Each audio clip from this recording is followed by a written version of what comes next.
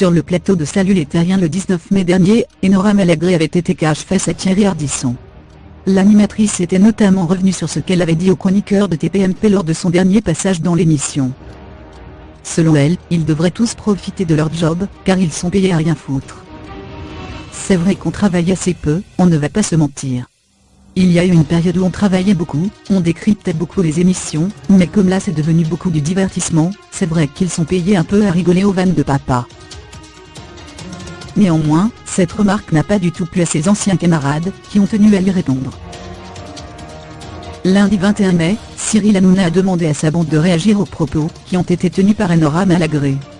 Or, les avis ne se sont pas fait attendre. En effet, en dehors du soutien de Benjamin Castaldi et Géraldine Maillet, celle qui gère désormais le site La WTF, a été vivement critiquée. Chrétine Kelly a déclaré: J'ai une règle dans la vie, ne jamais cracher dans la soupe. Je pense qu'on travaille. Je passe la journée à regarder des émissions que je ne connaissais pas avant. Peiné par cette histoire, Gilles Verdet est allé plus loin dans son avis.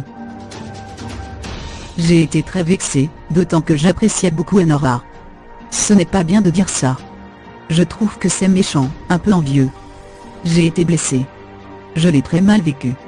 On peut travailler sérieusement, sans se prendre au sérieux. Mais on bosse quand même.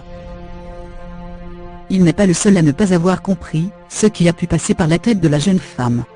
Isabelle Morini-Bosc ne supporte pas qu'on les pense payés à rien foutre. Valérie Benaïm a quant à elle affirmé qu'Enora sait très bien au fond que ce qu'elle a dit n'est pas vrai. Sur le plateau, Kelly Vedovelli s'est étonnée de voir ses camarades aussi remonter contre Enora Malagré. Cette dernière leur avait dit ce qu'elle pensait en face, sans que cela ne semble les déranger sur le moment. Étonnée de la tournure des événements, la principale intéressée s'est alors exprimée sur Twitter, affirmant ne pas comprendre ce soudain revirement de situation. Data Roquel dit Megala.